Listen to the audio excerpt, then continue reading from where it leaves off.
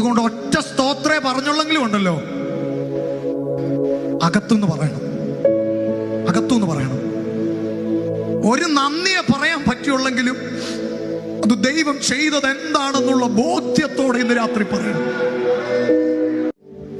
ജീവിതത്തിൽ പല വീഴ്ചകൾ വന്നിട്ടു ഒട്ടും നിഷേധിക്കാതെ അവൻ നമ്മെ കളഞ്ഞില്ല.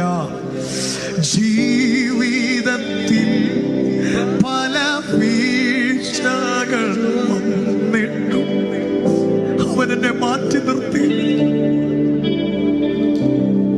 അവൻ എന്നെ കുറ്റപ്പെടുത്തിയില്ല, അവൻ എന്നെ വേണ്ടെന്ന് പറഞ്ഞില്ല. മറിച്ച് അവൻ എന്നെ